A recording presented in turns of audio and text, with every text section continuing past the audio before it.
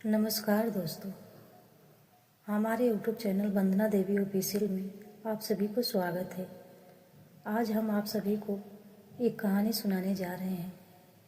शिव भगवान ने कहा कलयुग में ऐसा ही होगा। एक समय की बात है, हिमालय की शांत गुफाओं में भगवान शिव ध्यान में लीन थे। चारों ओर शांति थी, लेकिन उनके मन में संसार को लेकर गहरी करुणा थी।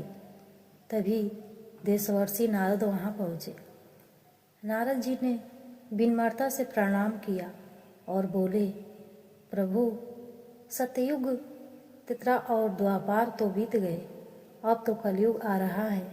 उसे लेकर देवताओं के मन में बहुत जिज्ञासा और चिंता है। कृपा कर बताइए, कलयुग कैसा होगा। भगवान शिव ने धीरे धीरे आंखें खोली।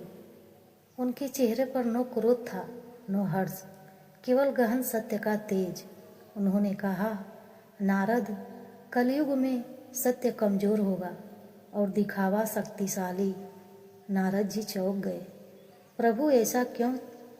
शिव बोले, कलयुग में लोग कर्म से नहीं, शब्दों से महान कहलाएंगे। जो ज़्यादा बोलेगा वही बुद्धिमान समझा जाएगा, जो शांत रहेगा उसे कमज़ोर माना जाएगा। फिर उन्होंने आगे कहा, नारद, रिश्ते स्वार्थ पर टिके होंगे, माता पिता बोझ समझे जाएंगे और धन को धर्म से बड़ा माना जाएगा। लोग मंदिर तो जाएंगे, लेकिन भीतर का अहंकार नहीं छोड़ेंगे। नारद जी ने पूछा, प्रभु, क्या भक्ति भी समाप्त हो जाएगी? शिव मुस्कुराए,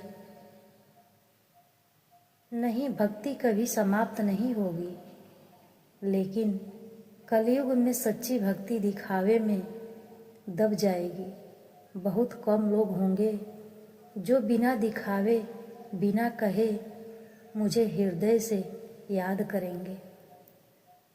कुछ क्षण रुककर शिव ने कहा, कलयुग में अन्याय को चालाकी कहा जाएगा और ईमानदारी को मुखरता। जो सही होगा वही अकेला होगा। नारद जी का मन भारी हो गया। प्रभु, फिर मनुष्य का उद्धार कैसे होगा? तब शिव की वाणी और भी करुणा हो गई। नारद, इसी कलयुग में सबसे सरल मार्ग भी होगा। न बड़े यज्ञ, न कठोर तप, केवल सच्चा मन, करुणा और सत्य का साथ नहीं। उन्होंने कहा, जो मनुष्य दुख में भी किसी का बुरा ना सोचे, जो छल के युग में भी सीधा चले, जो सबके भीतर मुझे देखे, वही मेरा सच्चा भक्त होगा।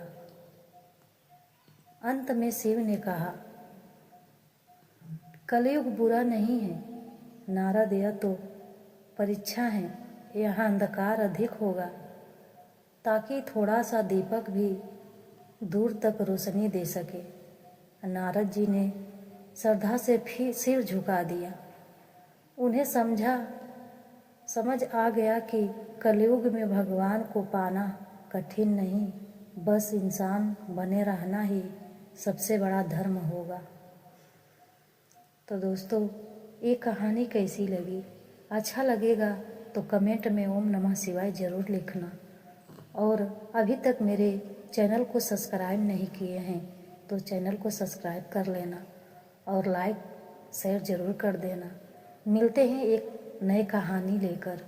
तब तक के लिए हर हर महादेव, जय श्री कृष्णा, राधे राधे।